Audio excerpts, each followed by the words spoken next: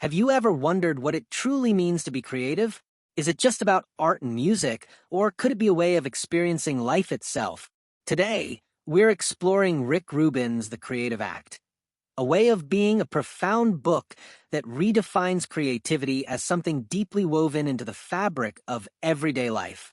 In this video, we'll uncover Rubin's inspiring philosophy, how creativity isn't just an act but a state of being. From embracing imperfection and trusting intuition to finding inspiration in the mundane and stepping into the unknown, this book offers transformative ideas that can change the way you see the world and your place in it. Welcome back to Lumen Lector.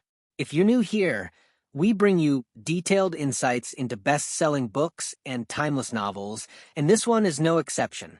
So, if you enjoy this journey with us, don't forget to like, share, and subscribe. Your support helps us grow and allows us to invest in better resources for future videos. We've got more incredible reads lined up, so stay tuned. Now, let's dive in. Rick Rubin's The Creative Act, A Way of Being, is not your typical how-to manual on creativity. It's an invitation, an intimate, philosophical exploration of what it means to live a creative life. Drawing from his decades of experience as one of the most iconic music producers in the world, Rubin doesn't just speak to artists. He speaks to anyone longing to engage with the world more deeply, more authentically, and more openly. Rubin redefines creativity in radical terms. It's not a skill reserved for musicians, writers, or painters. It's a universal way of being. Creativity, he insists, isn't just about producing something tangible. It's about how we perceive, connect with, and move through the world. From the way we solve problems to the way we hold conversations, every action holds creative potential if we choose to embrace it. Creativity as a way of life. Rubin begins by dismantling the notion that creativity is the domain of artists. He insists that it's available to everyone all the time. Creativity isn't just about crafting a painting or composing a song. It's about the way you approach the world. Imagine looking at a rainstorm, not as an inconvenience, but as a symphony of droplets, a masterpiece of nature. That's the mindset Rubin champions, one of curiosity, wonder, and presence. He invites readers to consider that creativity is not something you do occasionally, but a way of life. Every mundane moment, whether brewing coffee, writing an email, or walking your dog, can become an act of creation if approached with curiosity and intention. The art of observation. Rubin weaves in a powerful lesson about observation. To create, he says, you must first see. But this isn't about seeing in the literal sense. It's about attuning yourself to the subtleties of the world. He paints a picture of walking through a forest and noticing the interplay of light and shadow, the faint rustling of leaves, or the rough texture of bark under your hands. Observation is not about categorizing or controlling. It's about being fully present and alive to what's around you. By immersing yourself in these details, Rubin argues you open a portal to inspiration. Creativity starts when you stop rushing and begin noticing. The artist as a channel.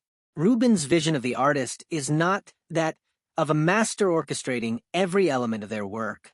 Instead, he sees the artist as a channel, a conduit for ideas that already exist in the ether. He describes creativity as a river that flows through us, and the artist's role is to remain open, allowing that river to guide them. He recounts his experience working with legends like Johnny Cash, Jay-Z, and Adele. In the studio, Rubin doesn't direct in the traditional sense. Instead, he creates a safe space where the artist feels free to experiment and express themselves authentically. The magic Rubin reveals often happens when the artist stops forcing and starts trusting the process, the moment, and their instincts. This philosophy turns the traditional idea of creation on its head. Instead of controlling the work, Rubin encourages us to listen, to collaborate with the creative forces already present, and to let the work evolve naturally. Flow, creativity's sweet spot. One of Rubin's most compelling insights is his description of flow, that almost magical state where time disappears, effort melts away, and you're fully immersed in your work. Rubin likens flow to a musician's perfect performance. It's not planned or calculated. It simply happens, as if the music is playing itself. But flow, Rubin reminds us, can't be forced.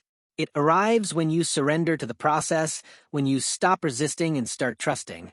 And it's in this state of effortlessness that the most profound creative breakthroughs often occur. Intuition over logic. Rubin's embrace of intuition is both liberating and countercultural. In a world obsessed with analysis, reason, and structure, he dares to argue that intuition, our gut feeling, is often far more powerful in the creative process. He invites readers to quiet the analytical mind and listen to their inner compass. Some of the greatest songs and works of art, Rubin notes, were born not from detailed plans, but from spontaneous moments of instinct. Intuition, he says, is the creative force that logic can never replicate. The magic of collaboration. Rubin shares his belief that creativity flourishes in connection. Collaboration, he says, is where ideas are born, challenged, and refined. When you bring together different voices and energies, something unexpected and extraordinary can emerge. He recounts working with Kanye West, where the back and forth of ideas often led to sounds and visions neither of them could have achieved alone. Collaboration isn't about control, it's about trust, openness, and allowing the shared creative energy to guide the work. The beauty of imperfection. Rubin offers a liberating perspective on imperfection. Many creatives are paralyzed by the pursuit of perfection, afraid that their work will never be good enough. Rubin counters this by saying imperfection isn't a flaw, it's often what gives art its humanity and soul. Think of a slightly off-key note in a song or an unpolished stroke in a painting. These imperfections, Rubin says, are what make the work unique and relatable. Creativity thrives when we stop fearing flaws and start embracing them. The need for silence. In our noisy, fast-paced world, Rubin argues creativity requires silence. To access deeper ideas and inspiration, we must cultivate moments of stillness. He describes his own practice of stepping away from distractions, creating quiet spaces where he can listen to his inner voice and the world around him. Silence, for Rubin, is where the seeds of creativity take root. Stepping into the unknown. Rubin invites readers to see the unknown not as a source of fear, but as the essence of creativity itself. It's in uncertainty, he says, that innovation happens. When you step into the unknown, you leave behind the familiar and open yourself to infinite possibilities, living creatively every day. For Rubin, creativity isn't confined to the studio, the canvas, or the stage. It's a practice that permeates every moment of life. Whether you're making breakfast, writing an email, or taking a walk, you can approach every action with intention, curiosity, and care. This shift in mindset transforms creativity from something you do to something you are. Creativity as surrender. Rubin's ultimate message is one of surrender. True creativity doesn't come from controlling every element. It comes from letting go. He urges us to release our attachment to outcomes, trust the process, and allow inspiration to unfold naturally. Final reflection. Rick Rubin's The Creative Act isn't a guide, it's a meditation. It challenges us to see creativity not as a task, but as a lifelong practice. Rubin encourages us to embrace imperfection, step into uncertainty, and find inspiration in the everyday.